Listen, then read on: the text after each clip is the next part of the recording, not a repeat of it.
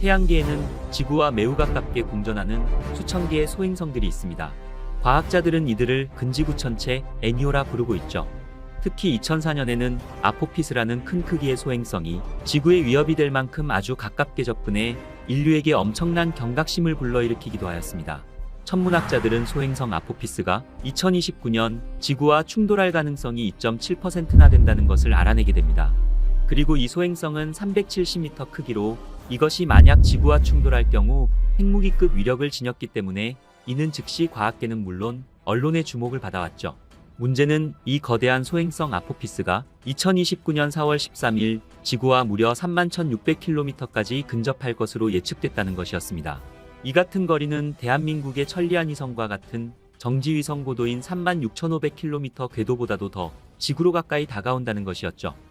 하지만 다행히도 2021년 나사의 정밀 분석 끝에 2029년과 2036년의 충돌 가능성은 없지만 나사가 전파망 원경으로 아포피스 움직임을 추적한 결과 아슬아슬하게 지구를 스치듯 비껴갈 것으로 예상하고 있는 것입니다.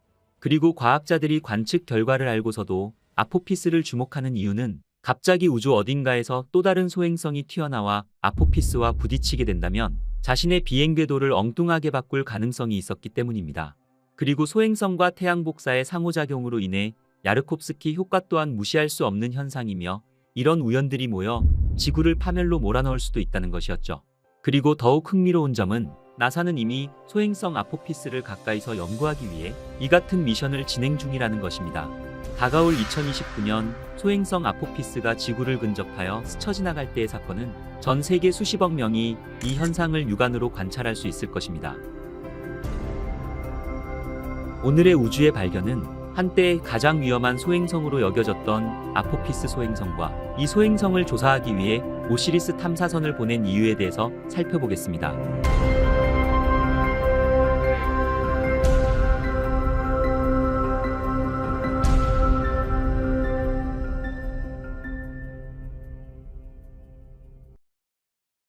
모든 것은 목성에서 시작되었습니다.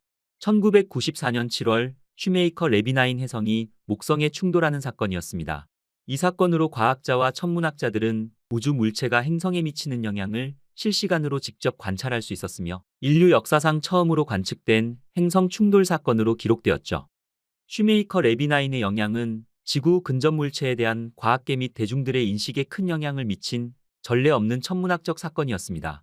슈메이커 레비9 혜성은 목성의 강력한 중력장의 조성력으로 인해 여러 조각으로 부서진 혜성이었습니다. 그리고 2년 후 이 조각들은 목성과 충돌하였죠. 이 충돌 사건으로 목성 표면에 엄청난 변화를 일으켰습니다. 운석 충돌이 행성에 얼마나 파괴적인 영향을 미칠 수 있는지 인류가 직접 목격한 것은 이번이 처음이었으니 말이죠. 그리고 더욱 놀라운 사실은 이 혜성이 목성과 충돌하기 전까지는 인류는 물론 과학계조차 소행성이나 혜성이 행성에 미치는 영향을 조사하는 데에는 관심이 없었기 때문이었습니다. 일반적인 과학계에서는 소행성 충돌은 수백만 년에 한 번 발생한다고 생각되었습니다.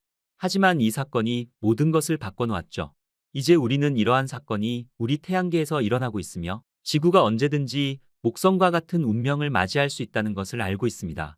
이는 과학계와 미국 정부의 큰 우려를 불러일으켰으며 이로 인해 지구에 위협이 될 수 있는 모든 물체를 찾기 위한 대규모 프로젝트로 연결되게 됩니다.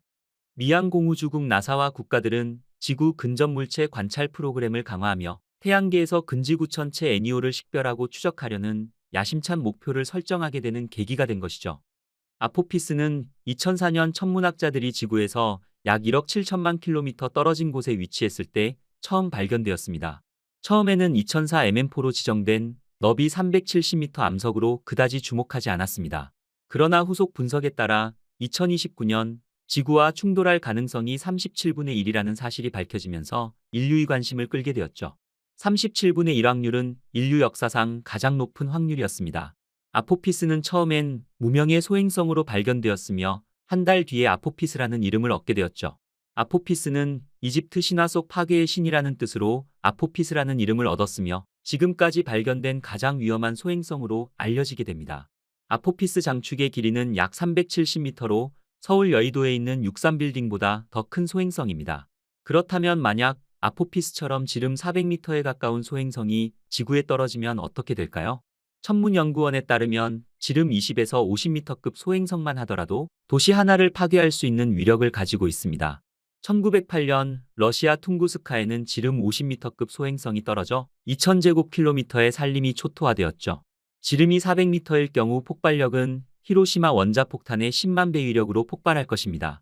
약 5만 년 전 대한민국의 합천 운석 충돌구에서는 지름 200m가량의 운석이 떨어진 것으로 추정하고 있으며 그 당시 이 운석 충돌로 인해 서울과 부산까지 초토화됐을 것이라고 분석하고 있죠. 미항공우주국 나사의 제트추진연구소에 따르면 아포피스가 100년 이내 지구와 충돌할 확률은 100만 분의 1보다는 높으며 지구 위협 천체 4개 중 하나로 꼽힌다고 밝히고 있습니다.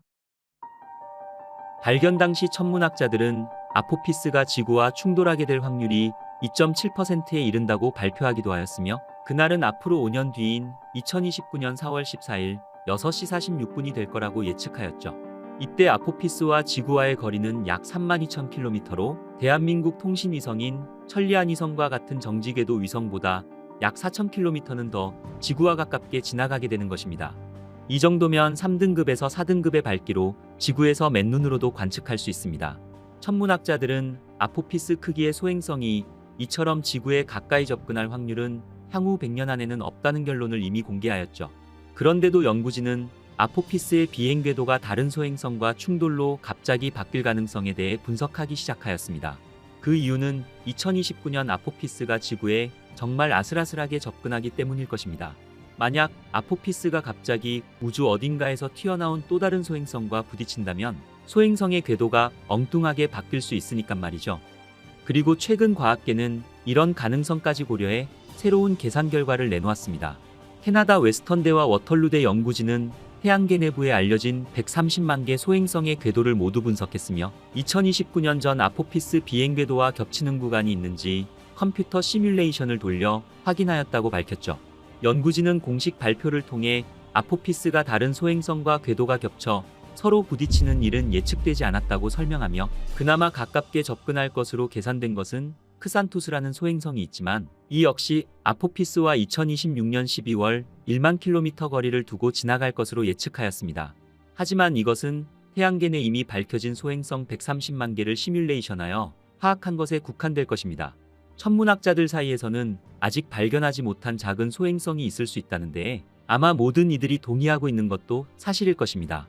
연구진에 따르면 지구 멸종을 일으킬 정도의 수킬로미터 소행성은 대부분 파악하고 있지만 수백 미터짜리의 소행성과 해성은 관측하기가 쉽지 않다는 것입니다.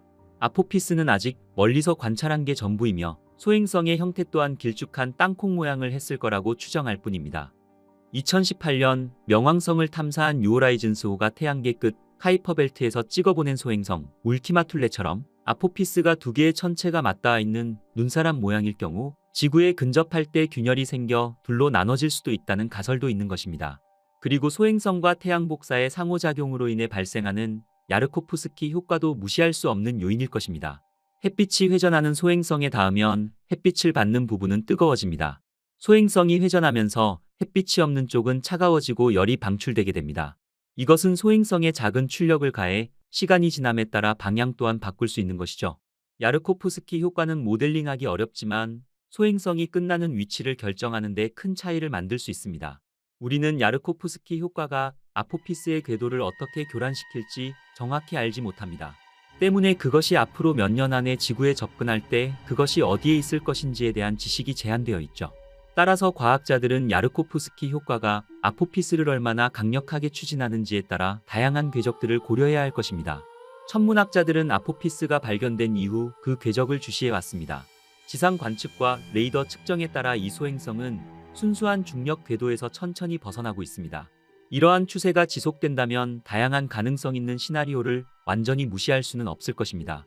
과학자들은 인류가 먼저 나서야 한다고 주장합니다. 아포피스가 지구 가까이에 오기 전에 탐사선을 보내 정확한 형태와 지질 성분을 파악하고 분열될 가능성이 있을 경우 대비해야 한다는 것이죠. 만약 아포피스가 지구와 충돌 경로에 들어선다면 인류는 행성 방어 체계를 가동해야 합니다. 2022년 9월 나사는 소행성 디모르포스의 우주선을 충돌시켜 비행 궤도를 바꾸는 소행성 경로 변경 실험인 다트 미션을 진행하였죠. 결과는 성공적이었습니다. 다만 다트 미션을 포함한 소행성 지구 방어 기술은 모두 걸음마 단계에 있어 앞으로도 아포피스의 움직임을 꾸준히 살펴야 할 것입니다. 그리고 나사의 오시리스 탐사선의 임무가 그 공백을 메우기 위해 등장한 것입니다.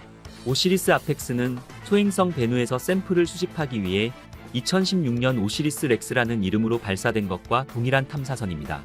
2020년 10월 20일 베누 표면에 성공적으로 착륙해 샘플을 채취한 뒤 2023년 9월 24일 지구로 다시 가져왔죠. 우주선은 베누의 파편이 담긴 캡슐을 지구 대기권으로 방출했고 이 캡슐은 지구로 하강했습니다. 베누 샘플은 지구로 가져온 소행성 샘플 중 가장 큰 샘플입니다. 그리고 이 탐사선은 우주를 향한 새로운 여행을 계속하였죠. 베누 샘플이 담긴 캡슐을 방출한 지 20분 만에 오시리스 탐사선은 추진기를 발사하며 현재 오시리스 아펙스라고 부르는 새로운 임무를 시작했습니다.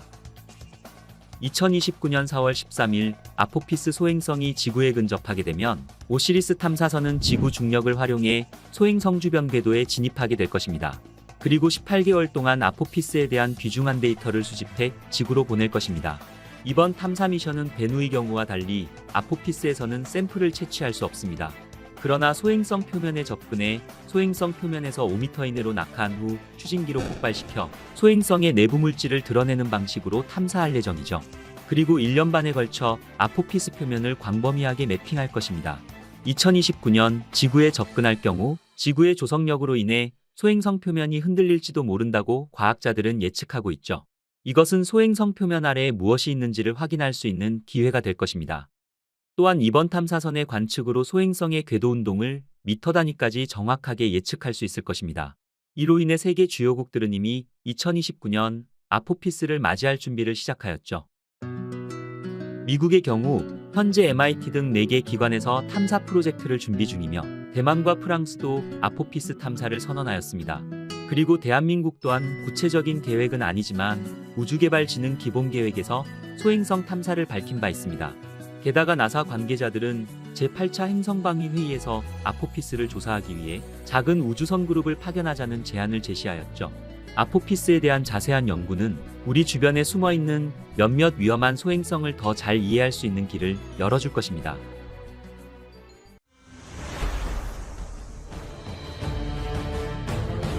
나사의 오시리스 렉스 탐사선은 지난 7년간의 우주여행을 성공적으로 수행하며 소행성 베누에서 수집한 샘플 캡슐을 지구로 보냈습니다. 소행성 베누에서 채취한 샘플은 초기 태양계에 손상되지 않은 역사를 담고 있는 타임캡슐과도 같았죠. 그리고 베누 샘플에서 발견된 내용들은 우리가 예상했던 것보다도 더 놀라운 것이었습니다. 과학자들은 베누 소행성의 모체 행성이 어쩌면 생명이 시작되기 이전 초기 지구와 매우 유사했을 것이라 생각했습니다. 그리고 이 고대 타임캡슐은 소행성의 기원에 대한 증거들을 밝혀내며 우리가 살고 있는 지구와 태양계의 역사를 확장하는 데 도움을 주었죠. 그렇다면 과학자들은 베누 소행성의 샘플에서 어떤 비밀들을 밝혀냈을까요? 그리고 이것이 우리가 살고 있는 태양계와 생명체의 기원에 대한 어떠한 단서를 주었을까요? 오늘의 우주의 발견은 베누 소행성에서 가져온 샘플에서 발견된 흥미로운 발견들에 대해서 알아보겠습니다.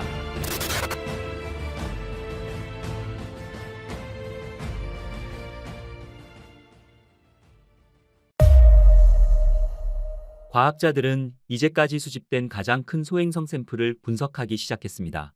그리고 이미 몇 가지 흥미롭고 놀라운 것들을 발견했죠.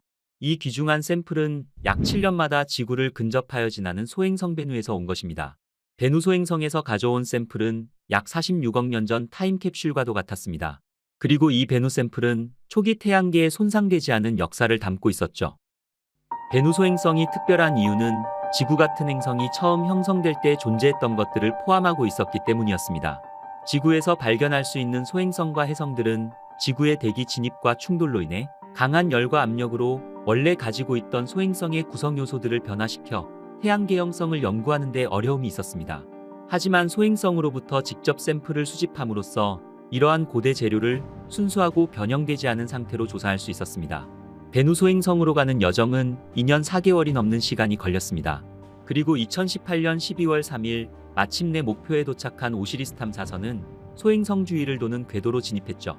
1999년 베누가 발견된 이후 소행성 베누의 모습에 대한 첫 번째 단서는 아레시보 천문대에서 얻었습니다.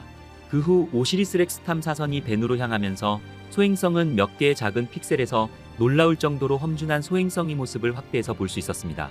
오시리스 탐사선은 2018년 12월 3일 소행성에 도착해 소행성 주변을 돌며 수년간의 탐사를 시작했습니다. 이 탐사선은 건물 크기의 바위들을 발견하며 소행성 표면을 5cm 픽셀의 해상도로 촬영하기 시작했죠. 그리고 베누를 관찰하는 동안 과학자들은 몇 가지 예상치 못한 발견들을 하게 됩니다. 오시리스 탐사선이 발견한 것은 베누 소행성 표면에 있는 바위 파편들이 우주로 튕겨져 나가는 모습을 포착했죠.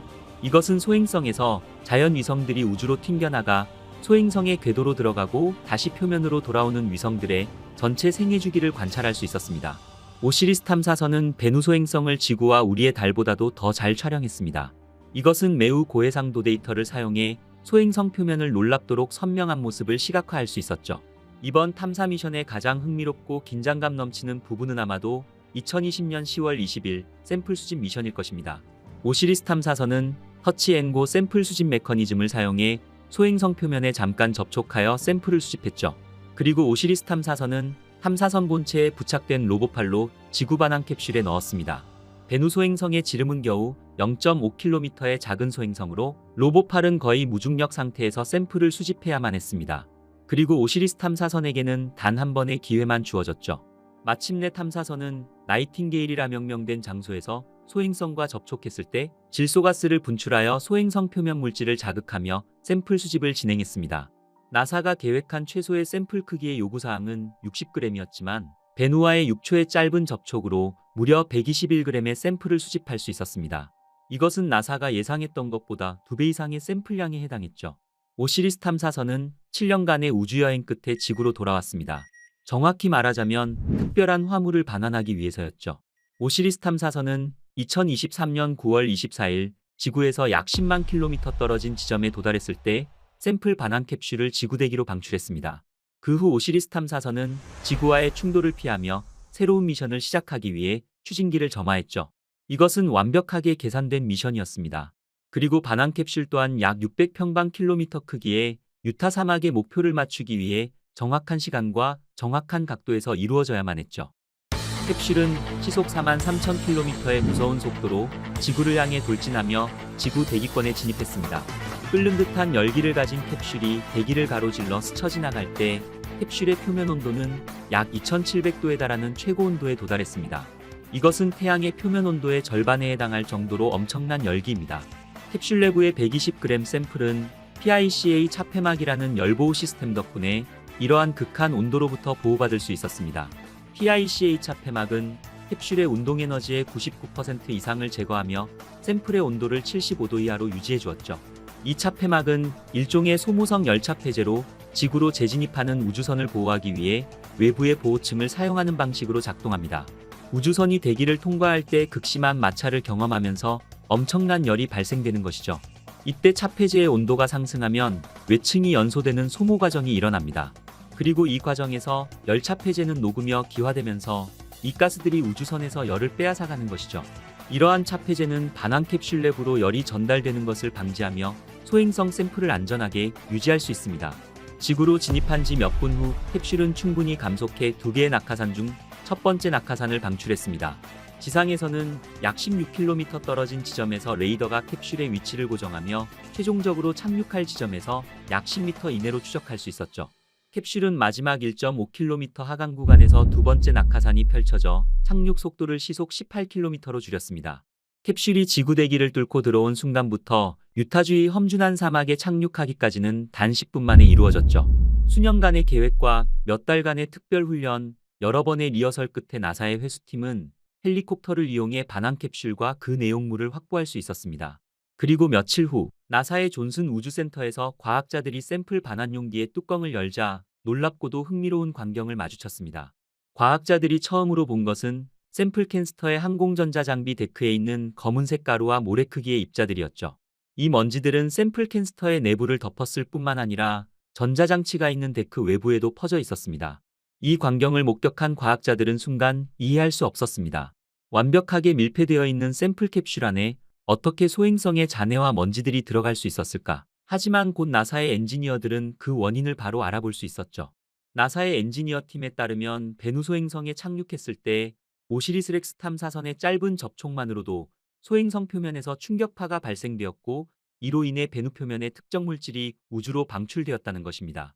그리고 그중 일부 물질들은 오시리스 렉스 탐사선이 소행성에서 후퇴할 때 뒤따라 붙으며 탐사선의 외부 표면에 달라붙었다는 것이죠. 처음 샘플을 열었을 때 과학자들은 이것이 베누 프로젝트가 잘못될 수 있다는 불안감이 엄습했죠.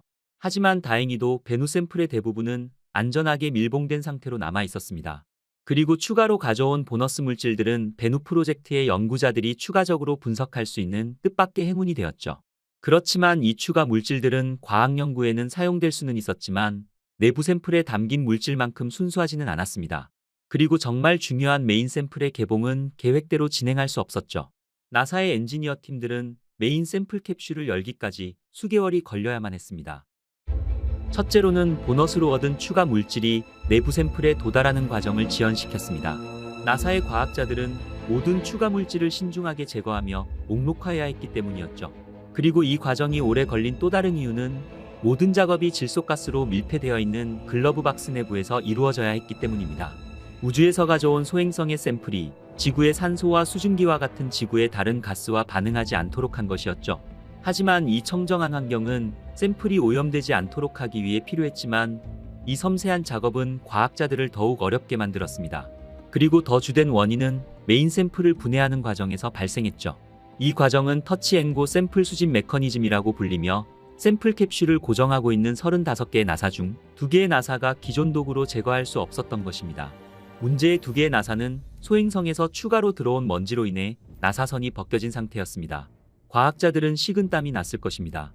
만약 베누까지 힘든 여정을 마치고 캡슐을 성공적으로 회수했지만 이 샘플을 실제로 열 수 없다는 것은 상상하기조차 싫은 일이었을 테니 말이죠. 그렇지만 나사의 엔지니어 팀들은 즉시 필요한 도구를 발명하기 시작했습니다.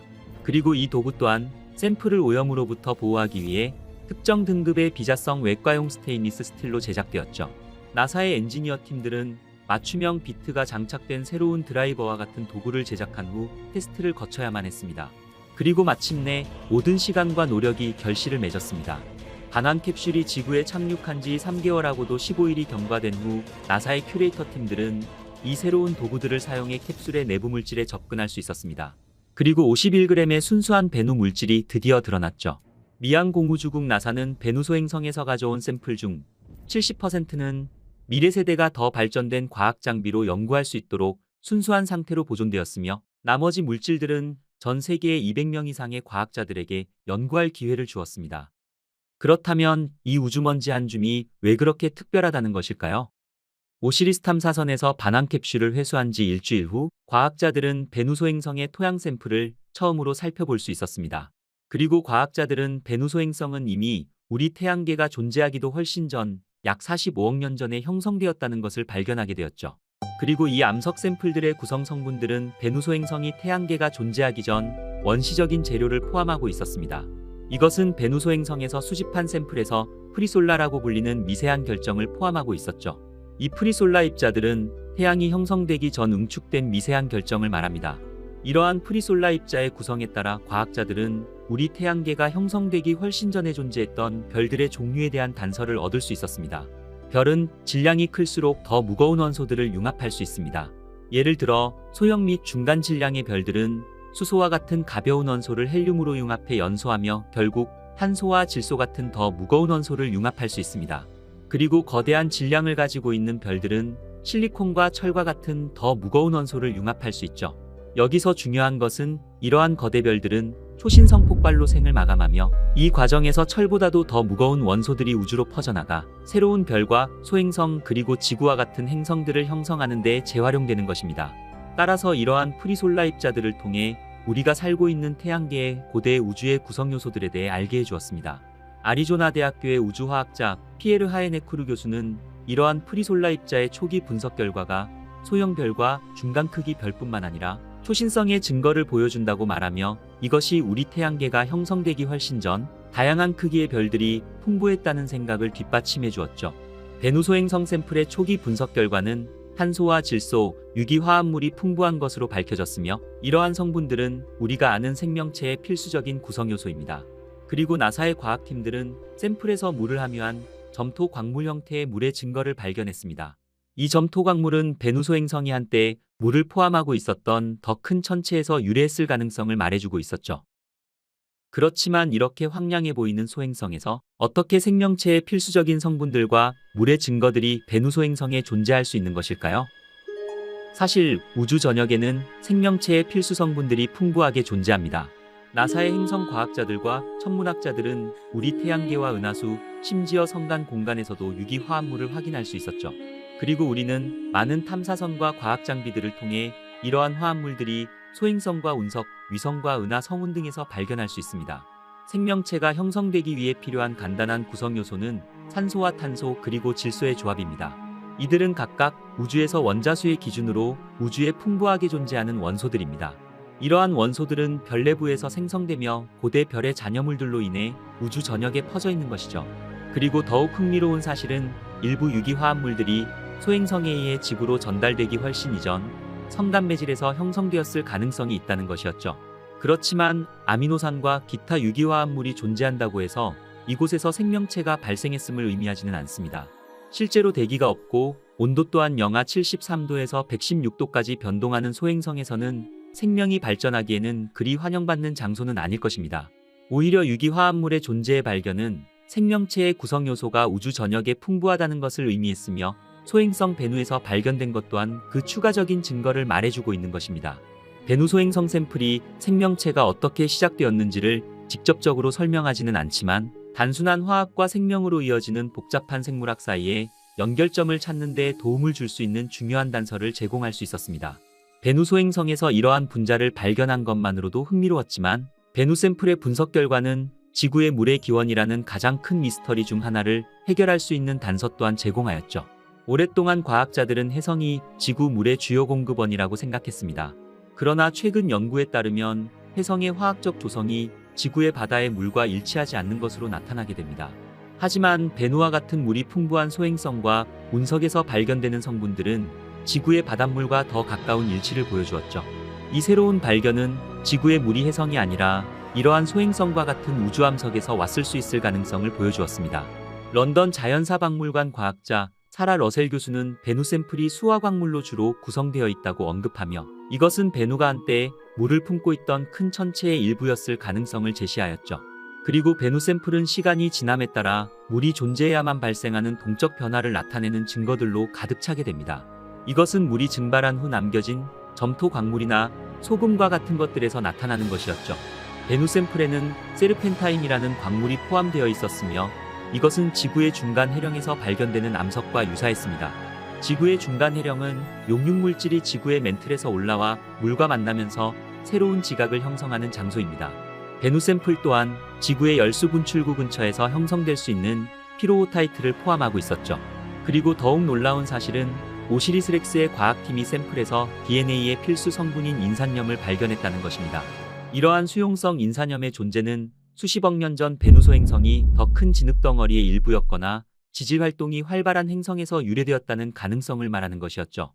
하지만 베누 소행성이 물이 풍부한 고대 행성에서 유래하였다는 결정적인 증거는 아직 없지만 로안 대학교의 지질학자 해롤드 코널리 교수는 베누 샘플이 시간이 지남에 따라 따뜻한 물의 증거가 발견되며 베누의 모체 행성은 적어도 10km 이상이거나 혹은 더 클 수 있음을 나타낸다고 발표하게 됩니다.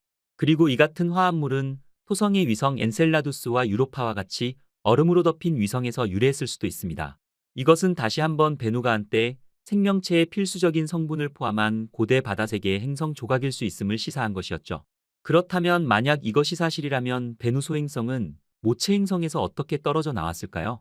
천문학자들의 한 가지 주요 이론에 따르면 베누 소행성은 약 30억 년 전 모체 행성에서의 대규모 충돌로 인해 산산조각 났다는 것이었습니다. 이 충격으로 인해 행성의 조각들은 우주로 뿌려졌으며 이 조각들 중 하나가 결국 베누 소행성이 되어 지구 궤도로 이동했다는 것입니다. 외부 태양계에서의 긴 여정은 지구와 같은 암석형 행성에 물과 탄소, 유기화합물을 전달하는 데 중요한 역할을 했을 것입니다. 그리고 만약 이러한 이론이 사실이라면 베누 소행성의 역사는 지구 생명체의 기원과 깊은 연관성을 가지고 있다는 것이었죠. 이와 같이 베누 소행성을 연구하는 것은 지구 형성과 생명체에 필요한 핵심 성분들이 어떻게 태양계를 가로질러 운반되었는지를 엿볼 수 있는 중요한 자료인 것입니다. 우리는 이미 태양계와 태양 주위를 도는 행성이 어떻게 형성되었는지에 대해 꽤 좋은 이론을 가지고 있지만 이번 베누 소행성의 순수한 우주먼지와 암석들을 연구하면서 현재 우리가 정석으로 알고 있는 지식을 보정하며 재조정할 좋은 기회가 될 것입니다. 오시리스 탐사선의 임무는 아직 여기서 끝나지 않았습니다. 오시리스 탐사선은 베누 샘플 캡슐을 지구대기로 방출한 뒤 약 20분 후 탐사선은 엔진을 점화해 새로운 임무로 전환하였죠. 이제 이 탐사선은 새로운 목표인 아포피스 소행성을 향해 탐사선의 새로운 이름인 오시리스 아펙스로 변경 후 2029년에 도달할 아포피스 소행성을 탐사할 것입니다. 새 임무를 받은 오시리스 탐사선은 2029년 6월부터 18개월 동안 아포피스의 표면을 지도하며 지구로 접근 중인 아포피스 소행성에서 일어나는 변화를 관찰할 것입니다. 그리고 이 탐사선은 마지막으로 베누 탐사 미션에서 가장 인상적인 탐사 미션을 반복 수행하며 아포피스의 표면에서 아포피스 표면의 암석과 먼지를 일으키는 실험을 할 예정입니다. 하지만 베누 소행성에서와는 달리 아포피스 소행성에서는 샘플을 수집할 수 없지만 이 기동 미션을 통해 지구를 근접 통과하는 소행성 표면 아래에 있는 물질들을 살펴볼 것입니다. 그리고 훗날 소행성 베누와 아포피스 소행성이 지구와 충돌할 가능성이 있다는 이야기를 들었을 것입니다. 하지만 그 확률은 1700분의 1보다 낮은 아주 미미한 가능성이므로 우리가 걱정할 필요는 거의 없습니다. 그렇지만 과학자들은 1700분의 1보다 낮은 확률이지만 만에 하나의 불확실성에 대해 연구하며 베누와 아포피스 소행성의 미래 궤도에 대한 불확실성을 크게 줄일 수 있는 더 정밀한 추적 정보를 탐구할 것입니다.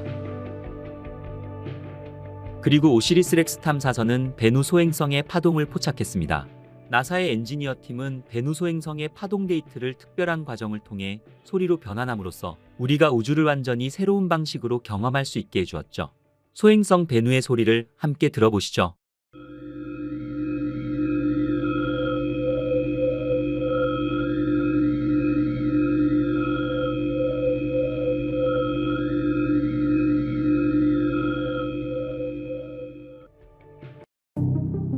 로제타 탐사 프로젝트는 유럽 우주국에 의해 수행된 실제 우주 임무인 로제타 탐사선의 놀라운 여정을 기록한 매혹적인 이야기입니다.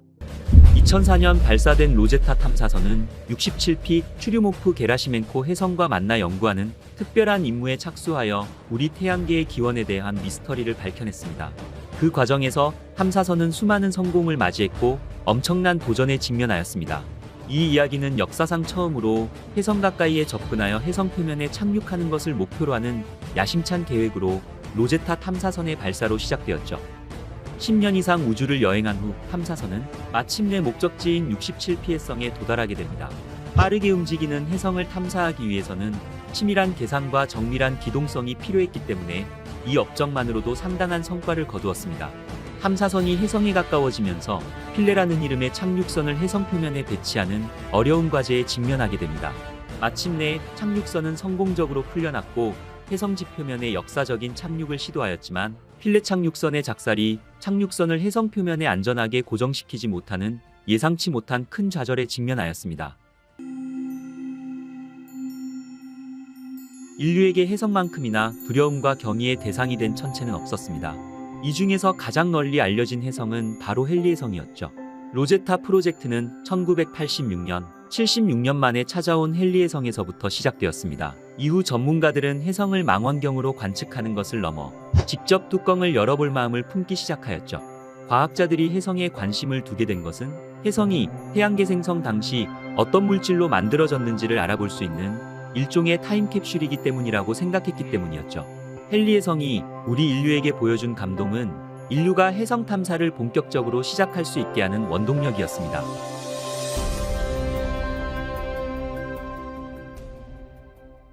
유럽 우주국과 미양 공우주국이 혜성에 관해서 본격적으로 관심을 갖기 시작할 때 과학자들은 혜성 탐사 대상을 정하기 시작하였습니다.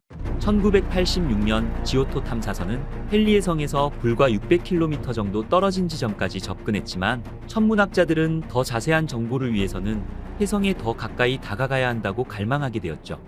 이에 따라 유럽 우주국과 미항공 우주국 나사가 손을 잡고 혜성 지표면에 착륙해 샘플을 채취해서 돌아오는 혜성 탐사 미션을 추진하였으나 나사의 예산 삭감으로 미항공 우주국은 이 프로젝트를 포기하게 되어 로제타 프로젝트는 위기에 빠지게 되었습니다. 하지만 유럽 우주국은 미션을 크게 수정하여 유럽 우주국이 이끄는 단독 프로젝트로 추진하게 됩니다. 축소된 로제타 미션은 혜성에 초근접해서 혜성 표면을 자세히 관측하며 착륙선이 혜성에 도착해 더 자세한 관측을 시행하는 계획으로 다운그레이드되며 수정되었지만 유럽 우주국의 로제타 미션은 여전히 매우 혁신적인 계획이었습니다. 로제타 미션의 첫 번째 목표는 46P 비르타넨 혜성이었습니다. 하지만 로제타 탐사선을 싣고 출발할 예정이었던 아리안5 로켓이 2002년 발사에 실패했고, 이에 따라 아리안5 로켓과의 발사는 완전히 취소되는 사건이 발생하게 됩니다. 이 사건으로 인해 탐사선의 목표가 변경되는 것으로 이어졌습니다.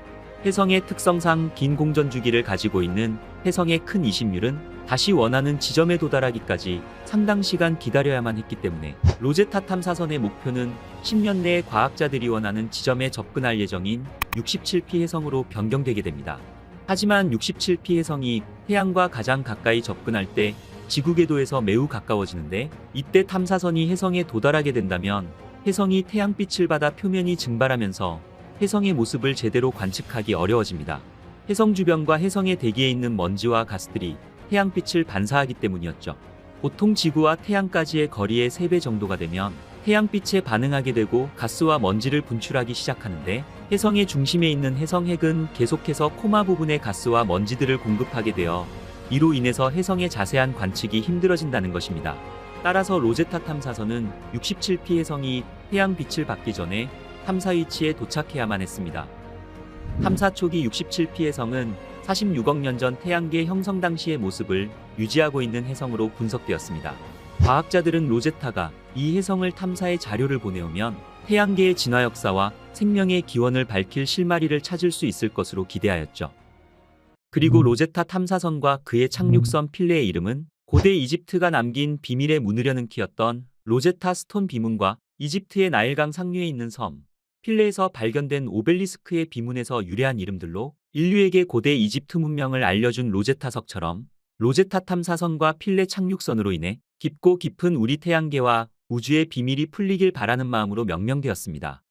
큰 태양 전지판을 양팔 부분에 장착하고 있는 로제타 탐사선은 실제로 탐사선 중량만으로도 2,900kg 정도 되는 매우 무거운 탐사선이었고, 이를 성공적으로 이동시키려면 매우 큰 예산이 필요했기 때문에 플라이바이 기법을 이용해야만 했습니다.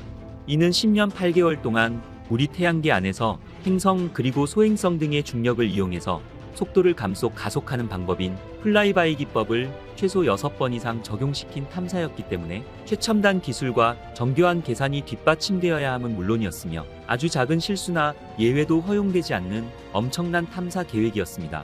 여러 시뮬레이션 결과를 바탕으로 가장 이상적인 계획을 세웠으며 마침내 2004년 지구에서 출발한 로제타 탐사선은 1년 만에 지구에 근접하면서 중력 도움을 첫 번째로 얻었으며 2년 후에는 화성 표면까지 도달하면서 궤도를 수정하였고, 또다시 2년 후에는 다시 한번 지구의 중력 도움을 얻으며 본격적으로 기나긴 여행을 시작했습니다.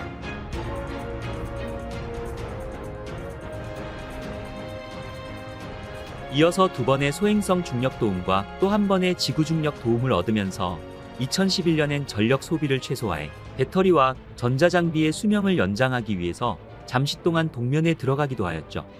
우주 동면은 태양에서 멀어져 태양 전지판을 통해 충분한 에너지를 얻기가 쉽지 않은 우주 공간에서 에너지를 소모하는 과학 탐사 활동이나 지상 교신을 하지 않은 채 우주선이 얼어붙지 않을 정도의 최소한의 열과 알람 기능만 유지한 채 항해하도록 하는 프로그램입니다. 2011년 우주 동면에 들던 당시 유럽 우주국 자료를 보면 처음 시도되는 우주 동면이 안전하게 이루어지게 하는 작업 또한 긴장의 연속이었습니다. 컴퓨터가 정상적으로 꺼져야만 나중에 정상적으로 켤 수 있듯 문제없이 동면에 들게 하기에는 쉽지 않은 일이었습니다. 당시 발표 자료에 따르면 우주 동면 작업은 거의 1년에 걸쳐 이루어졌으며, 먼저 과학 탐사 장비들을 끄는 작업이 이루어지고 이후에 동력 장치를 서서히 끄는 작업이 진행되었습니다. 이 사진은 마지막 신호가 안전하게 끊긴 이후 홀가분한 표정으로 동면 작업 성공을 기뻐하는 연구자들의 표정에서 2011년 6월 당시 사진으로 우주 동면 작업이 얼마나 긴장되는 일인지를 알 수 있을 것 같습니다. 이후 로제타는 지상과 교신 없이 최소 동력만 유지한 채 혜성을 쫓아 우주를 항해했습니다. 로제타 탐사선은 동면 중에도 태양 전지판이 태양을 향하도록 프로그램되어 있어 동력을 충전하기 시작했고, 3년 뒤인 2014년 초 로제타의 신호는 8억 7,224km 떨어진 머나먼 우주 공간에서 빛의 속도로 44분 53초가량 날아와 미국 항공우주국의 딥스페이스 안테나에 먼저 수신되었습니다. 로제타 탐사선은 긴 겨울잠에서 깨어난 후 안녕 세상아라는 메시지를 보내며 목표 해성에 도달하기 위한 여정을 다시 시작했습니다. 2004년 3월 발사된 로제타 탐사선은 무려 65억 킬로미터의 대장정 끝에 10년 만인 2014년 8월 시속 66,000km로 움직이는 67P 해성궤도에 무사히 도착했습니다. 그리고 2014년 8월부터는 마침내 67P 해성을 공전하면서 근접 사진을 촬영하기 시작하였죠. 로제타 탐사선이 촬영한 67P 해성은 생각했던 이상으로 아름다웠고 너무나 신비로웠습니다. 해성의 외부 모습이 마치 오리를 닮은 탓에 오리라는 재미있는 별명이 붙기도 하였습니다. 또한 애초에 두 개의 작은 해성이 붙어서 형성된 큰 해성이라는 사실도 확인되었는데, 이와 함께 해성에서 뿜어져 나오는 가스도 관측하게 되어서 태양에 가까워지면서 만들어지는 꼬리의 생성 과정을 추적할 수 있었습니다. 로제타 탐사선은 67P 해성을 25개월간 돌면서 12만 장에 가까운 사진을 촬영하며 데이터를 수집하기 시작했습니다.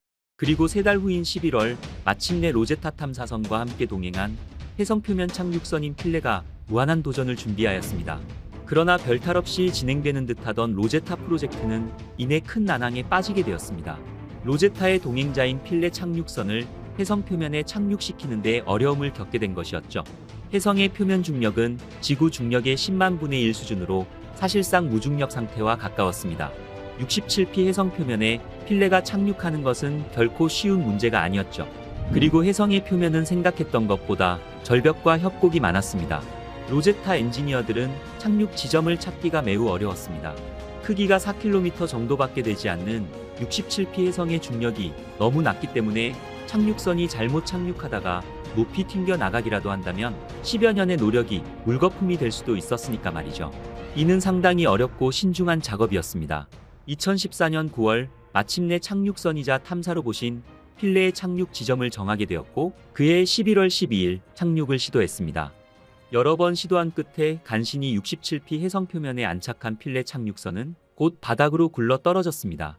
필레는 착륙 과정에서 튕겨져 나오는 걸 방지하는 역분사 엔진이 동작하지 않아 2번이나 튕겨졌고, 예정지에서 250m가량 떨어진 곳에 결국 불안정하게 내려앉고 말았습니다.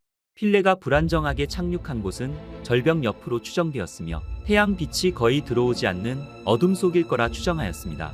그리고 고정용 작살도 발사되지 않아 아슬아슬하게 안착해 있는 상황이었으며, 드릴을 이용하여 해성 표면을 굴착해 시료를 채취 및 분석하는 과정에서 해성의 약한 중력으로 인하여 우주로 튕겨져 나갈지도 모른다는 가능성이 제기되었지만, 이후 드릴을 이용한 시료 채취는 이루어졌으나 분석이 이루어졌는지에 대한 신호는 받지 못하였습니다.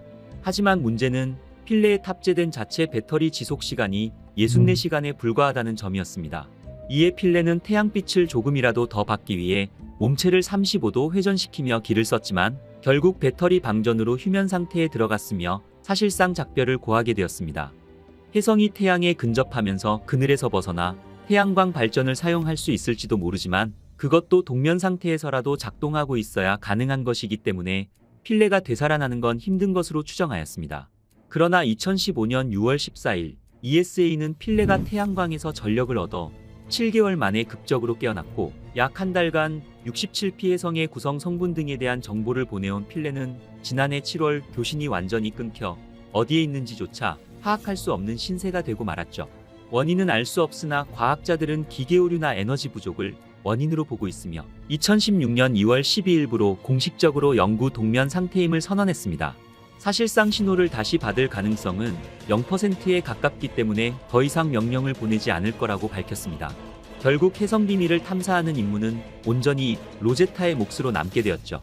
로제타는 이후에도 67P 해성 궤도에 머물면서 혹시 다시 올지 모르는 필레의 통신 신호를 잡고자 교신 시스템을 가동한 채 외로운 탐사를 계속했습니다. 이 과정에서 로제타 탐사선은 우주의 미스터리를 풀 여러 단초를 제공하였습니다. 로제타가 한 가장 중요한 발견은 67P 해성 대기에서 생명체 성분인 글리신과 인을 찾아낸 것이었죠.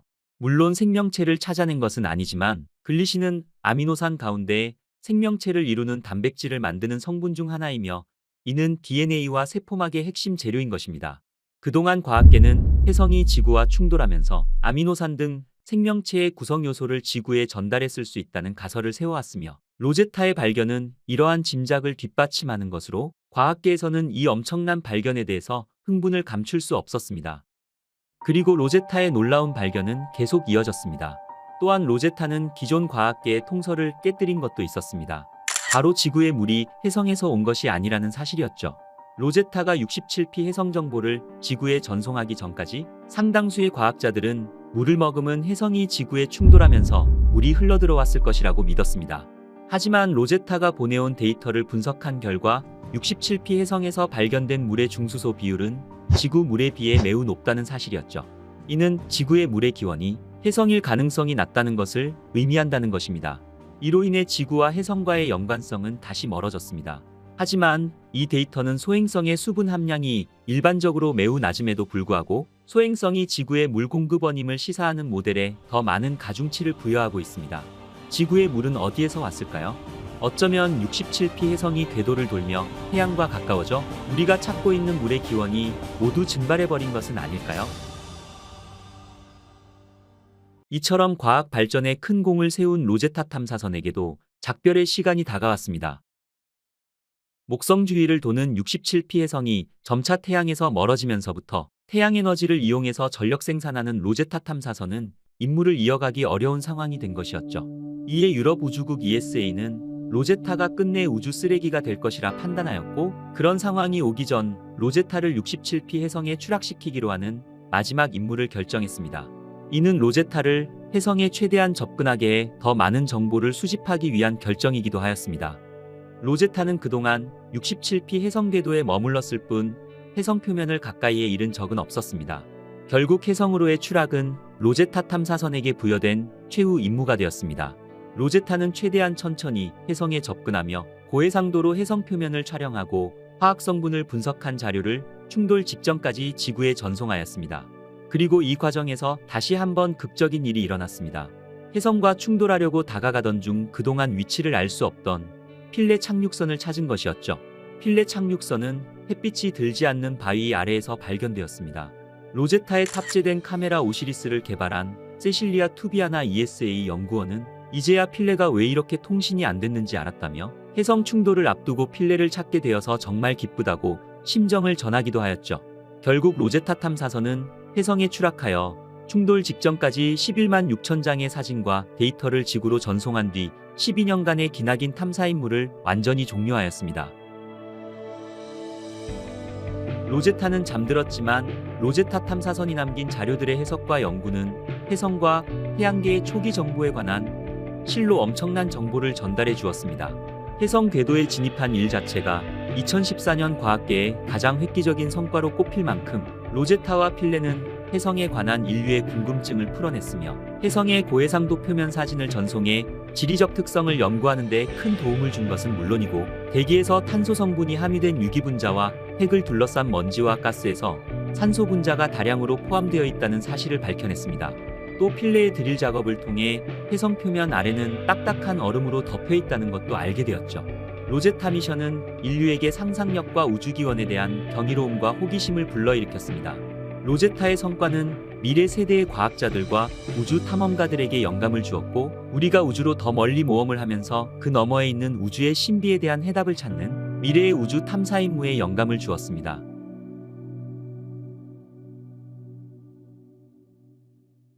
최근 천문학계에서 아주 흥미로운 소식이 전해졌습니다. 2025년 7월 1일 밤 칠레에 있는 천체 망원경을 사용하던 천문학자들이 목성 궤도 바로 너머 아주 작은 움직이는 점을 발견했죠. 처음에는 이것이 태양계를 지나가는 그저 흔한 소행성이나 혜성처럼 보였습니다. 하지만 불과 몇 시간 만에 평범한 물체가 아니라는 것임을 곧바로 깨달았죠. 이 신비로운 물체는 우리 태양계 밖에서 날아온 것이 아니었습니다. 현재 이 물체는 3I 아틀라스라는 임시명칭으로 불리고 있으며, 지난 6월 25일부터 29일 사이에 소행성 지상충돌 최종경보 시스템인 아틀라스 시스템이 수집한 데이터를 통해 처음으로 포착되었죠. 그리고 이 물체가 발견된 지 며칠 만에 전 세계 천문학계에 큰 화제가 되었으며, 과학자들은 이 새로운 성간 물체가 어쩌면 이전에 발견된 오umu아무아와 보리소프가 남긴 미스터리를 풀어줄 수도 있다 기대하고 있습니다. 그렇다면 과연 이 물체는 어디에서 왔을까요? 그리고 혹시 이 물체가 인공적인 기원을 가지고 있을 가능성은 없을까요? 오늘의 우주의 발견은 새롭게 발견된 이 흥미로운 성간 물체에 대해서 더 깊이 파고들어 보겠습니다. 여기서 아틀라스는 소행성 지구 충돌 최종 경보 시스템을 의미합니다. 이 시스템은 하와이와 남아프리카에 설치된 고성능 망원경들을 통해 밤하늘을 자동으로 정밀 관측하며 특이하거나 잠재적으로 위험할 수 있는 우주 물체를 찾아내는 역할을 하고 있죠. 이 물체가 처음 발견된 후 나사의 지구 근접 연구센터에서는 그 존재를 공식적으로 확인했으며, 연구팀은 이번에 발견된 성간 물체가 단순한 관측 오류가 아님을 재차 확인했죠. 그리고 특히 3I 아틀라스가 주목받는 이유는 바로 그 비정상적인 속도와 아직 밝혀지지 않은 정체 때문입니다. 하지만 과학자들은 아직 이 물체의 정확한 성격을 규명하지 못하고 있죠. 혜성일 수도 있고 소행성일 수도 있으며, 어쩌면 우리가 지금까지 한 번도 접해보지 못한 형태의 외계 물체일 가능성도 제기되고 있습니다. 과거 오umu아무아가 외계에서 온 탐사선일 수 있다는 파격적인 주장을 펼쳐 유명해진 하버드 대학교의 아비 로브 교수는 다시 한번 의견을 내놓았습니다. 그는 이번에 새로 발견된 성간 물체를 더욱 상세히 연구하기 위해서는 뛰어난 성능을 가진 제임스 웹 우주망원경을 적극 활용해야 한다 제안하게 됩니다. 특히 그는 비중력적 가속도의 징후를 면밀히 살펴봐야 한다 강조하며, 만약 오umu아무아와 같이 중력만으로는 설명할 수 없는 움직임이 감지된다면 그 형태가 어떻든 인공적인 추진력이 작용했을 가능성을 시사할 수 있다 말했죠. 다시 말하면 이 물체는 자연적인 천체가 아닐 수도 있다는 것입니다. 새롭게 발견된 성간 천체 3I 아틀라스는 완벽한 시기에 나타났습니다. 이제 우리는 전 세계적으로 향상된 관측 능력 덕분에 이 빠르게 지나가는 방문자를 연구할 준비가 그 어느 때보다 잘 되어 있으니까 말이죠. 그리고 이 물체는 오umu아무아가 남긴 오랜 질문들의 답을 찾는 데 도움이 될 것입니다.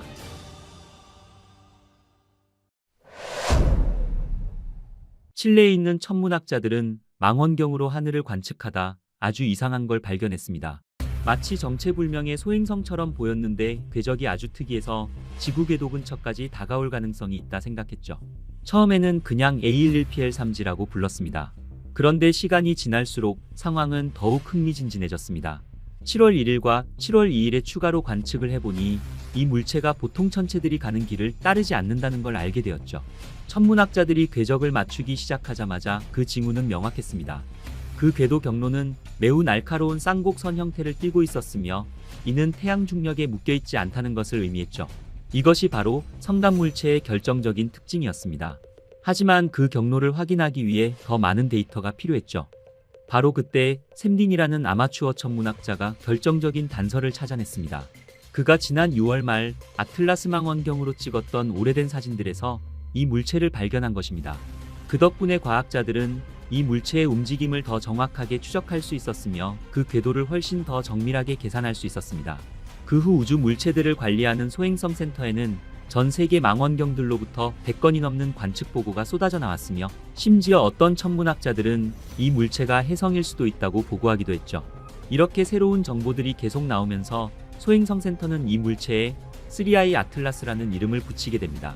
이로써 이 물체는 인류가 기록한 세 번째 성간 물체가 되었죠.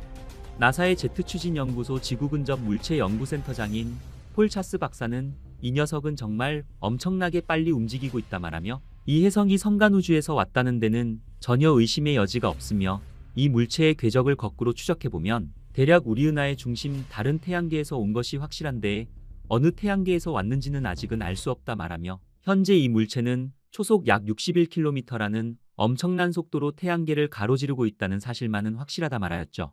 새롭게 발견된 성간 천체 3I 아틀라스는 2025년 10월 3일 화성 근처를 지나가게 될 것입니다. 그리고 태양에 가장 가까이 접근할 때는 2025년 10월 23일로 예정되어 있으며, 이때 거리가 지구와 태양 사이 거리의 2배 정도 될 것입니다. 하지만 우리는 걱정할 필요는 없을 것입니다. 이 물체가 태양 근처를 지날 때 지구는 태양의 반대편에 위치하게 될 것입니다. 과학자들은 아틀라스가 지구 가까이로 올 위험은 전혀 없다 말하며, 지구에 가장 근접하는 시점이 2025년 12월 17일로 예상되어 있지만, 이때쯤이면 이 성간 물체는 우리 태양계를 완전히 벗어나 우주저편으로 영원히 떠나기 시작할 것이니까 말이죠. 그 후에는 계속 바깥으로 이동해 2026년 3월 10일경 목성 궤도 근처를 지나갈 것입니다. 사실 아틀라스가 과학자들을 당황시킨 첫 번째 성간 방문자는 아닙니다. 지금까지 공식적으로 확인된 성간 물체는 단 2개뿐이었으며 둘 다 과학자들에게 풀리지 않는 의문점만 잔뜩 남겨주고 떠났죠. 2017년에는 오umu아무아라는 이름을 가진 성간 물체가 발견되었는데 이것은 인류가 관측한 최초의 성간 물체였습니다. 길쭉한 시가 모양의 이 물체는 우리 태양계를 엄청난 속도로 통과하며 과학자들을 혼란에 빠뜨렸죠.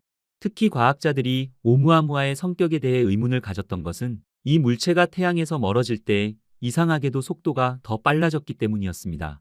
보통은 소행성이나 혜성 같은 천체들은 중력 때문에 속도가 느려지는 게 일반적인데 오umu아무아는 일반적인 혜성처럼 행동하지 않았죠. 대부분의 우주함석과는 달리 오umu아무아는 단순히 중력 궤적만 따르지 않았습니다. 마치 무언가가 태양으로부터 부드럽게 밀어내는 것처럼 미세하지만 측정 가능한 가속을 경험했죠. 이런 비중력적 가속은 보통 혜성이 가열되면서 표면에서 증발하는 가스에 의해 발생합니다. 하지만 문제는 오umu아무아에는 눈에 보이는 꼬리도 없었고 가스 분출도 없었죠. 일부에서는 보이지 않는 가스가 분출되어 생긴 자연현상일 수 있다고 주장했지만 하버드 대학교의 아비 로브 교수 같은 분들은 심지어 외계 우주선일 수도 있다는 가능성까지 제기하게 됩니다. 그리고 또 다른 이들은 더욱 도발적으로 생각하며 외계 문명에서 온 라이트 세일과 같은 인공적인 물체일 수 있다 추측했습니다.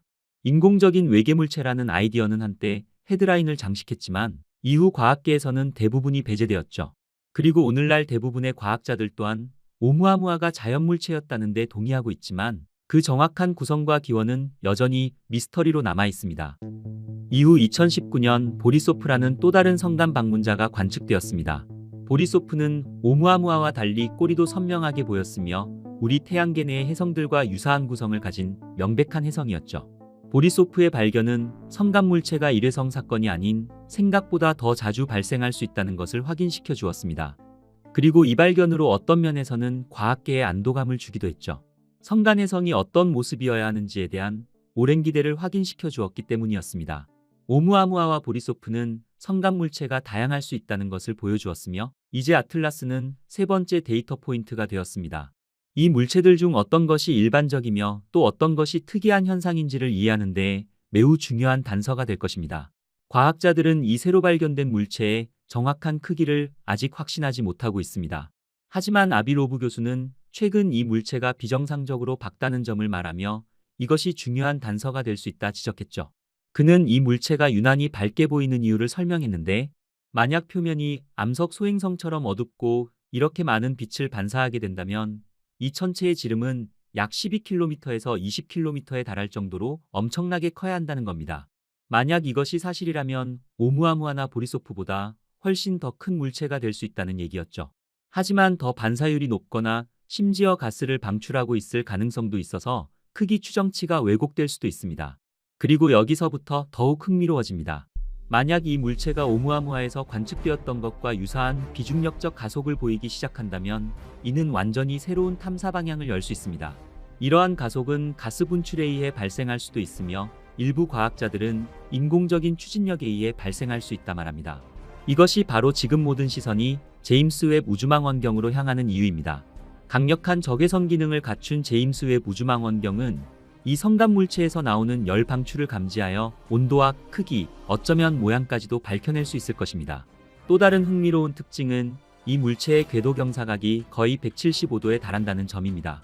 이처럼 가파른 각도는 이 물체가 태양계의 원주민이 아니라는 것을 확실하게 보여주고 있으며 만약 우리가 이 물체의 진입 속도와 방향을 정확하게 결정할 수 있다면 그 기원까지 추적할 수 있을지도 모른다는 것입니다. 아틀라스는 짧은 시간 동안만 우리의 관측 범위 내에 있을 것입니다. 태양에 가까워지면서 밝아질 수도 있지만 지구가 적절한 위치에 있지 않기 때문에 이를 연구할 기회는 제한적이죠.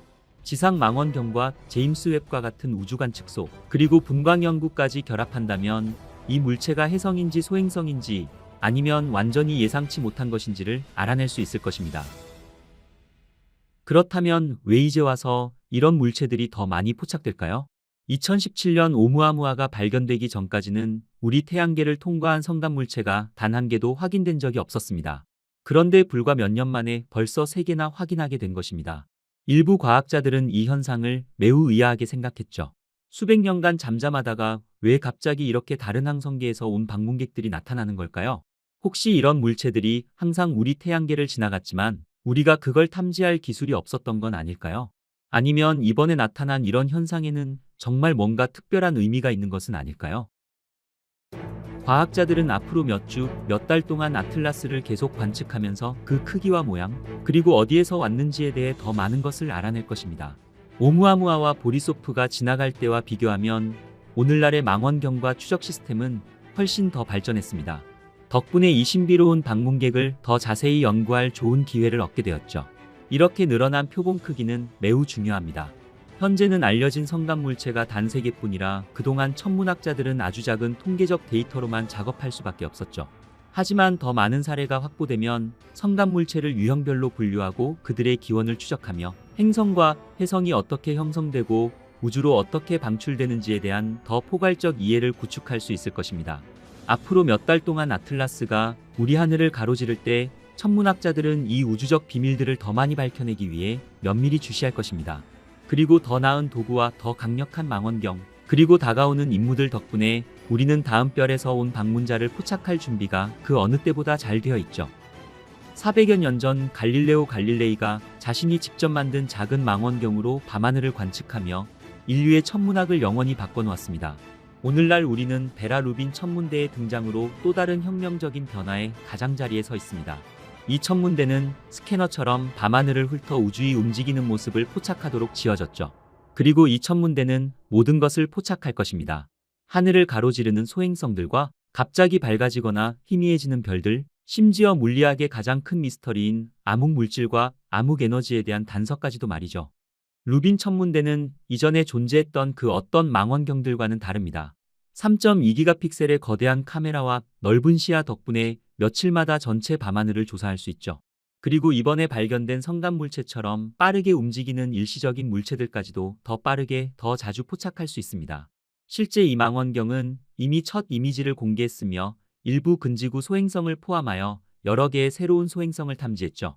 베라 루빈 천문대는 이제 10년 동안 남반구의 하늘을 반복해서 촬영할 것입니다. 이 반복적인 관측들이 쌓이고 비교하며 분석함으로써 천문학자들은 무엇이 변하고 무엇이 움직이며 어둠 속에 무엇이 숨어 있는지를 밝혀낼 것입니다. 여기에는 우리 태양계를 통과한 최초의 성간물체 오umu아무아처럼 우리가 예상하는 대로 행동하지 않는 물체들도 포함됩니다. 만약 그런 물체가 루빈 천문대의 시야에 들어온다면 루빈 천문대는 그것을 탐지해 실시간으로 우리에게 알려줄 것입니다. 그리고 이것이 전부가 아닙니다. 시간이 지남에 따라 루빈 천문대는 수십억 개의 별과 은하, 소행성으로부터 수조 개의 측정값을 생성할 것입니다. 또한 이렇게 방대한 데이터가 모이게 된다면 우리가 아직 질문조차 생각하지 못했던 새로운 질문들을 제기하게 되겠죠. 우리는 첫 번째 성간물체를 간신히 포착했습니다. 오umu아무아는 우리가 알아챘을 때 이미 멀어지고 있었죠. 첫 번째 성간천체는 우리에게 수많은 질문을 던졌지만 답은 거의 주지 않았습니다. 두 번째는 조금 더 나아졌습니다. 보리소프는 더 익숙해 보였지만 여전히 새로운 가능성을 제기했죠. 그리고 이제 3I 아틀라스는 우리가 한 발 앞서 있습니다. 우리는 더 이상 놀라움을 기다리지 않을 것입니다. 우리는 그것을 준비하고 있으며 베라 루빈 천문대와 같은 새로운 천문대들이 곧 가동되어 이전보다 훨씬 더 깊고 더 자주 우리의 하늘을 스캔할 것입니다. 결론적으로 아틀라스는 지구에 충돌할 가능성은 전혀 없습니다. 이 물체는 그저 우리 태양계를 지나가는 중일 뿐입니다. 우리에게 다른 항성계에서 온 진정한 방문객을 짧지만 흥미롭게 관측할 기회를 주고 있는 셈이죠. 앞으로 몇 달 동안 아틀라스가 우리 하늘을 가로지를 때 천문학자들은 우주적 비밀들을 더 많이 밝혀내기 위해 면밀히 주시할 것입니다. 그리고 다가오는 임무들 덕분에 우리는 그 어느 때보다 준비가 잘 되어 있으니까 말이죠. 2022년 9월 26일 미항공우주국 나사가 보낸 우주선이 지구에서 1100만 킬로미터 떨어진 소행성과 충돌하는데 성공하였습니다. 이것은 지구로 날아오는 소행성의 위험으로부터 인류를 지키는 지구방어 시스템의 가능성을 확인한 것이었죠. 다트 프로젝트는 소행성으로부터 충돌 위협이 있을 때 지구를 보호하기 위해 시작된 프로젝트입니다. 인류 사상 최초로 우주 탐사선을 소행성에 충돌시키는 실험에 성공하면서 세계의 우주 충돌 실험은 소행성의 위험뿐 아니라 그 가치만으로도 관심이 커지게 되었죠. 냉장고 크기만한 이 작은 우주선은 무게 610kg으로 초당 6km의 속도로 소행성에 충돌하였습니다. 소행성은 약 3톤의 TNT에 해당하는 충격을 받았고, 우리는 이 엄청난 소행성 충돌 실험에 대한 모든 것을 영상과 사진 자료로 모두 기록하였죠. 이번 시험 발사로 나사는 지구와 충돌 가능성이 높은 소행성들을 어떻게 지구로부터 빗나가게 할지에 대한 자료를 얻었으며, 또 소행성과 우주선을 충돌시켰을 때 소행성 궤도에 얼마나 영향을 미칠 수 있는지도 파악할 수 있게 되었죠. 지구 밖 1100만 킬로미터에서 이루어진 실제 소행성 충돌 프로젝트인 다트 미션에 대해서 알아보겠습니다. 5, 4, 3, 2, 1. And liftoff of the Falcon 9 and DART on NASA's first planetary defense test to intentionally crash into an asteroid. 다트 우주선은 2021년 11월 24일 반덴버그 공군기지에서 스페이스X의 팰컨 9 로켓에 실려 발사되었습니다. 다트 프로젝트는 인류에게 치명적 피해를 줄 수 있는 소행성과 지구 충돌을 막기 위해 소행성 궤도를 인위적으로 바꾸는 초유의 지구 방어 실험인 것입니다. 과거에도 수명이 끝난 우주선이 행성에 충돌한 적이 있지만 처음부터 충돌을 목적으로 발사된 우주선은 다트 미션이 처음이었습니다. 이 실험이 성공하게 된다면 충돌 효과로 인해 디모르포스 소행성 궤도가 약간 느려지고 궤도가 영구적으로 변경될 수 있는 것입니다. 이것은 작은 변화일지 모르지만 시간이 지남에 따라 소행성의 궤도에 장기적으로 큰 영향을 미칠 수 있는 중요한 실험이었습니다. 이번 충돌 실험 대상인 소행성 디모르포스는 직경 160m로 수년 전 공룡을 멸종시켰던 10km 크기의 소행성보다는 훨씬 작은 크기지만 지구와 충돌할 경우 지금까지 사용된 가장 강력한 핵무기보다 6배는 더 강력한 300메가톤 이상급의 에너지를 방출할 수 있을 만큼 엄청난 위력을 가진 소행성입니다. 물론 디모르포스 자체는 우리에게 위협이 되지 않지만 이러한 기술이 발달된다면 6,500만 년 전 비조류 공룡들을 멸종시킨 소행성 칙슬루브와 같은 대격변 사건으로부터 지구를 구할 수 있는 가능성이 높아지는 것이죠. 이론적으로 지구에 도달하기 수년 전에 위험한 소행성을 식별할 수 있다면 우리는 그것을 우리에게 완전히 빗나가게 할 수 있을 만큼 미리 대비할 수 있는 것을 말하는 것입니다. 우리는 인지하지 못하고 있지만 놀랍게도 매일 평균 100톤에 가까운 소행성들이 지구로 떨어지고 있습니다. 물론 그 크기가 작아서 거의 모든 소행성들이 지구 대기의 마찰로 인해 소멸되기는 하지만 그중 1m 정도의 크기를 가진 몇 개의 소행성들은 실제로 지구 곳곳에서 관측되고 있습니다. 직경이 수십 미터에서 수 킬로미터 정도 되는 소행성은 그 빈도수가 훨씬 더 적기는 하지만 언제든지 지구와 충돌할 가능성이 있는 것입니다. 1908년 지름 약 50m 크기를 가진 소행성이 러시아 시베리아에 떨어졌을 때 서울 면적의 3배가 넘는 지역이 영향을 받았으며 무려 8천만 그루의 나무들과 2000제곱킬로미터의 산림이 사라졌고 수천 킬로미터 떨어진 영국 런던에서도 폭발음이 들릴 정도로 엄청난 것이었습니다. 폭발의 위력은 일본 히로시마에 투하된 원자폭탄의 최대 1000배에 달하는 것으로 추정되고 있으며 2013년 2월 러시아 첼야빈스크주에서 발생한 운석 폭발은 15m에서 20m로 추정되는 작은 소행성이었지만 무려 수천 명의 부상자와 재산 피해를 초래하였습니다. 그리고 더욱 소름 끼치도록 무서운 사실은 지구대기에 들어오기 직전까지 아무도 발견하지 못한 것이었습니다. 심지어 지상에서 관측할 수 있는 수준이 되어서야 맨눈으로 확인할 수 있었으며 소행성의 충돌 모습들은 차량 블랙박스 영상으로 확인할 수 있었죠. 미항공우주국은 1998년부터 지구와 충돌할 가능성이 있는 소행성을 찾아 추적하기 시작하였고 약 3만 개의 소행성을 식별해왔습니다. 하지만 다행히도 그중 어느 것도 우리에게 위협을 주는 소행성은 없었죠.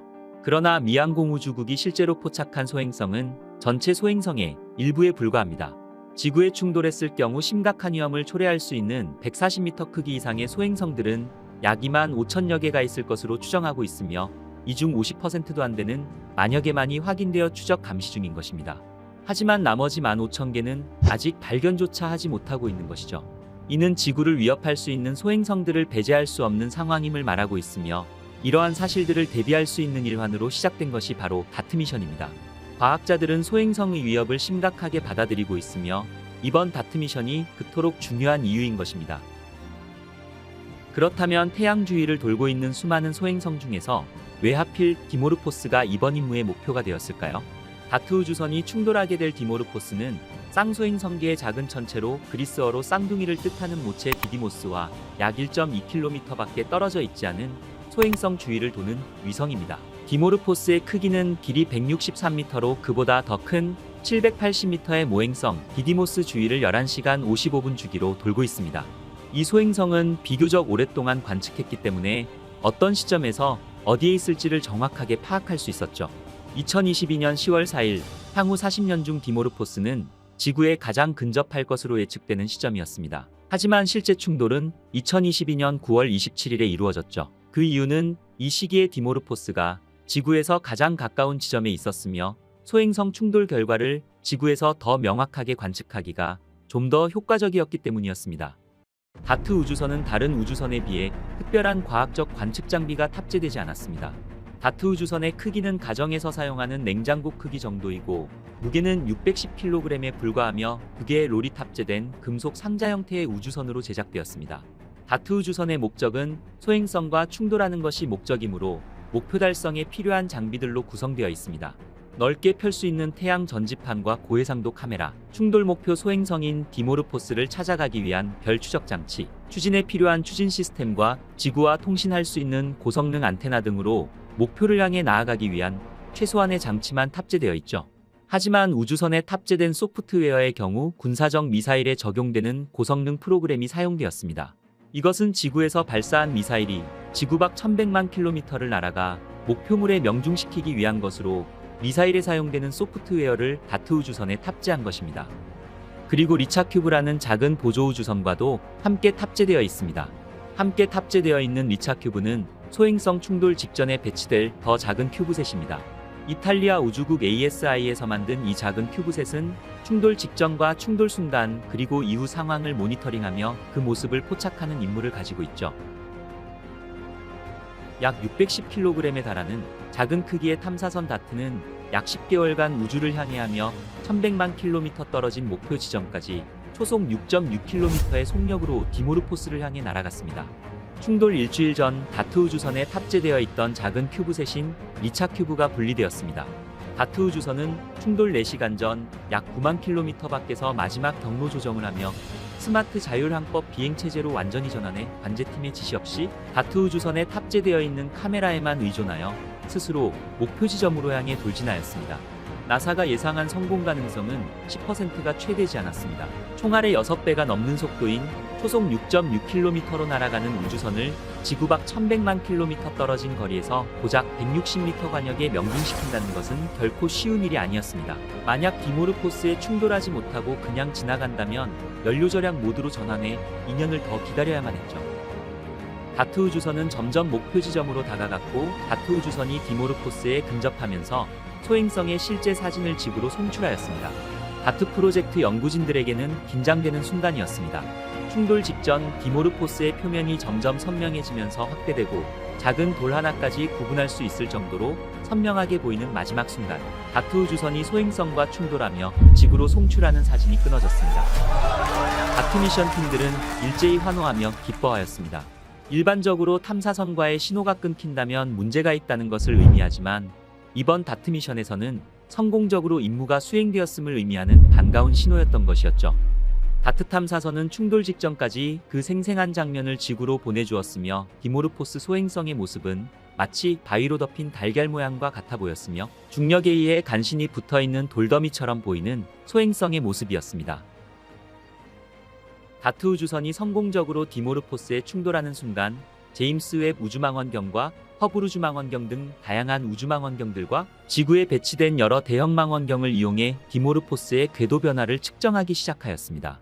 충돌 직후 막대한 양의 소행성 파편과 먼지가 우주 공간으로 분출되었고 분출된 소행성의 파편과 먼지들이 태양빛에 반사되어 순간적으로 밝아지는 모습이 모든 망원경에서 관측되었습니다.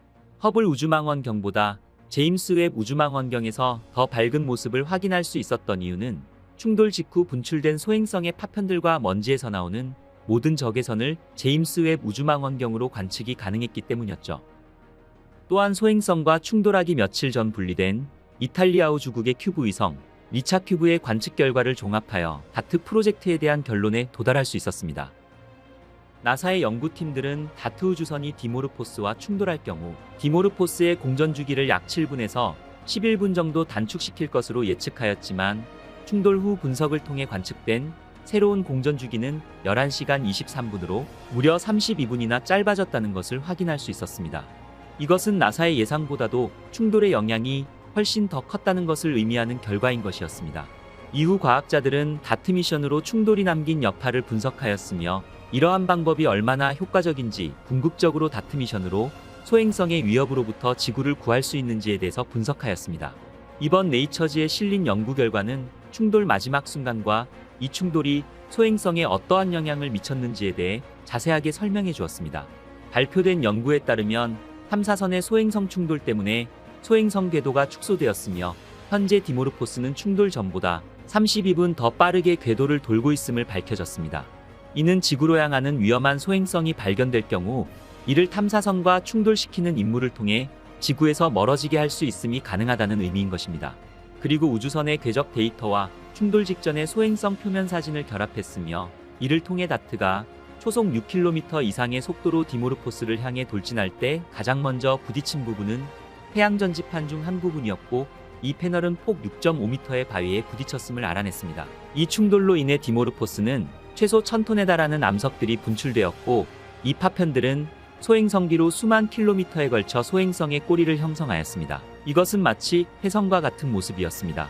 수많은 망원경들은 소행성의 꼬리가 이동하고 진화하는 과정을 몇 주에 걸쳐 관찰했으며 허블 우주망원경은 충돌 후 사라진 두 번째 꼬리까지 감지하기도 하였습니다. 다트 탐사선은 소행성 중심에서 약 25m 떨어진 지점에 충돌하여 충돌의 힘이 극대화되었음을 확인하였습니다.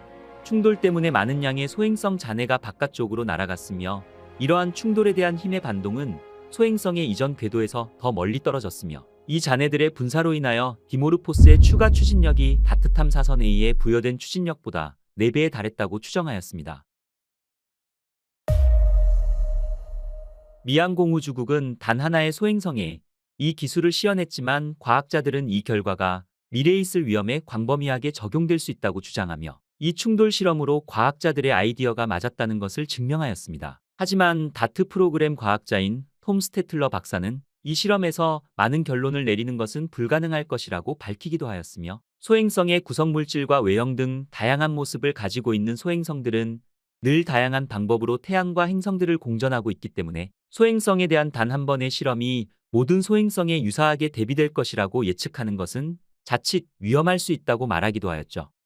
소행성이나 해성 등 지구 근접 천체로부터 지구를 지켜내기 위해 가장 중요한 것은 빨리 더 많은 천체들을 찾아내는 것입니다. 다트 미션을 통해 그 가능성을 본 소행성 방어 기술 또한 결국에는 지구에 접근하는 위험한 천체들을 얼마나 빨리 찾아낼 수 있는가에 달려있기 때문인 것이겠죠. 유럽 우주국 ESA는 2026년 말 디디모스와 디모르포스의 후속 연구를 위해 헤라 탐사선을 쏘아 올릴 것을 발표하였으며 헤라 탐사선이 디모르포스에 도착하게 된다면 다트 미션에 따른 충돌의 여파를 더 자세히 살펴볼 수 있을 것입니다. 오늘의 우주의 발견은 지구를 근접하는 소행성에 충돌하여 소행성의 궤도를 바꾸는 다트 미션에 대해서 알아보았습니다. 오늘 보신 우주 이야기가 재미있으셨다면 영상 후반의 정주행 영상을 클릭하셔서 다양한 우주 이야기를 즐겨보시길 추천드립니다. 그리고 구독과 좋아요 한 번씩만 눌러주시고요. 저는 또 재미있는 우주 이야기를 가지고 다시 찾아뵙겠습니다. 끝까지 시청해주셔서 감사합니다.